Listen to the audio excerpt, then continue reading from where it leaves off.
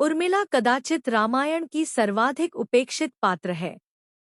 जब भी रामायण की बात आती है तो हमें मर्यादा पुरुषोत्तम राम याद आते हैं, जो अपने पिता के वचन के लिए 14 वर्षों के वन को चले गए थे। हमें देवी सीता याद आती हैं, जो अपने पति के पीछे पीछे वन की ओर चल दी। एक आदर्श भाई महापराक्रमी लक्ष्मण याद आते हैं, जिन्होंने श्रीराम के लिए अपने जीवन का हर सुख त्याग दिया। भ्रातृ प्रेम की मिसाल भरत याद आते हैं, जिन्होंने अयोध्या में एक वनवासी सा जीवन बिताया। महाज्ञानी और विश्व विजेता रावण याद आता है, जो पंडित होते हुए भी राक्षस था। महावीर हनुमान, कुंभकर्ण और मेघनाद याद आते हैं।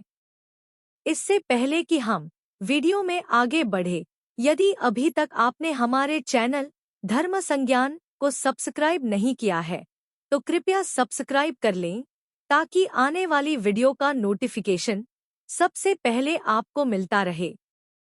किंतु इन सभी मुख्य पात्रों के बीच हम लक्ष्मण की पत्नी उर्मिला को भूल जाते हैं।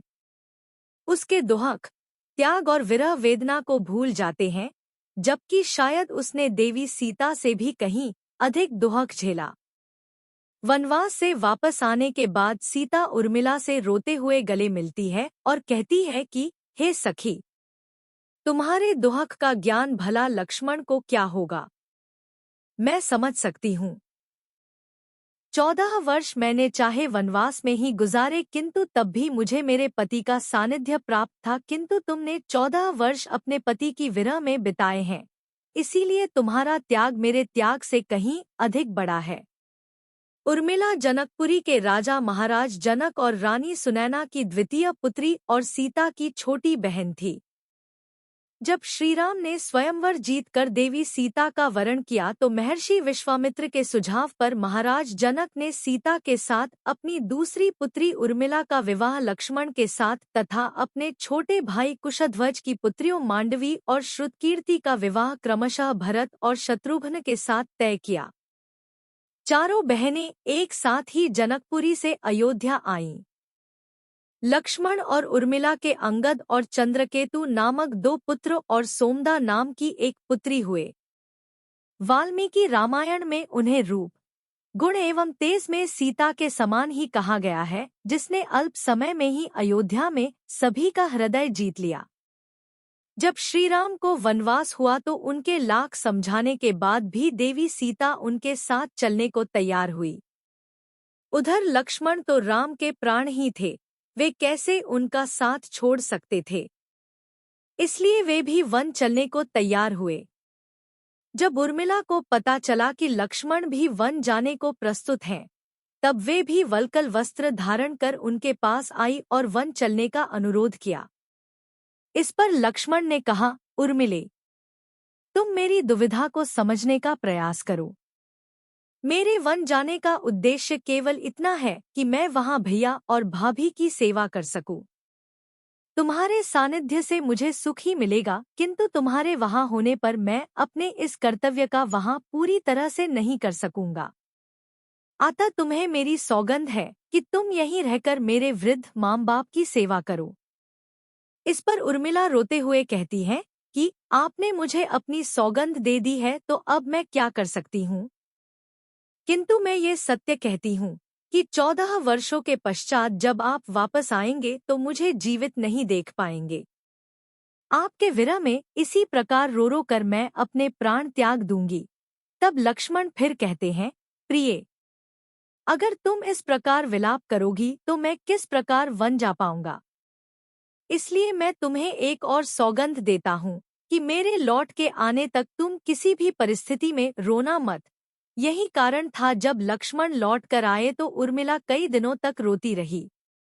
इस प्रसंग से आप देवी उर्मिला के भीतर का अंतर्द्वंद समझ सकते हैं। 14 वर्षों तक न केवल वो अपने पति की विरह में जलती रही, वरन अपने आंसुओं को भी रोक कर रखा। यहाँ तक कि जब महाराज दशरथ का स्वर्गवास हुआ तो भी वे लक्ष्मण को दिए अपने वचन के कारण रो ना सकी।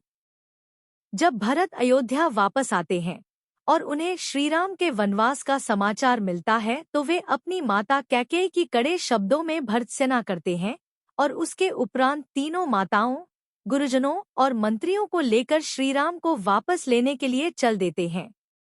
उस समय उर्मिला उनके पास आती हैं और उन्हें भी अपने साथ ले चलने को कहती हैं। इस पर भरत उन्हें समझाते हुए कहते हैं कि उर्मिला, तुम इतना व्यथित क्यों होती हो? तुम्हारी व्यथा मैं समझ सकता हूँ, किंतु तुम्हें यात्रा का कष्ट सहन करने की क्या आवश्यकता है? बस कुछ ही दिनों की बात है, मैं तुम्हारे पति को साथ लेकर ही लौटूंगा। मैंने ये निश्चय किया है कि भैया, भाभी और लक्ष्मण को वापस लाने से मुझे विश्व की कोई शक्ति नहीं रोक सकती। अतः तुम अधीरता त्यागो और अपने पति के स्वागत की तैयारी करो।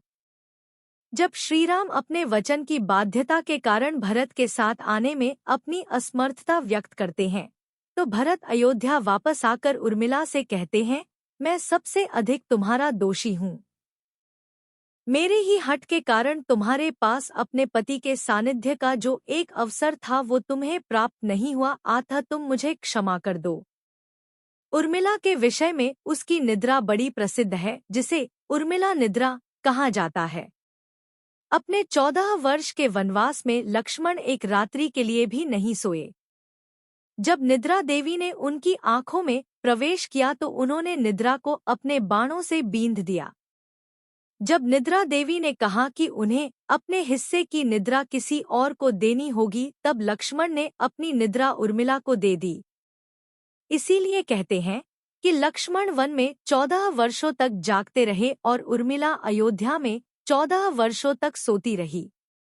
ये इसलिए भी जरूरी था कि रावण के पुत्र मेघनाद को ये वरदान प्राप्त था कि उसे केवल वही मार सकता है जो 14 वर्षों तक सोया ना हो।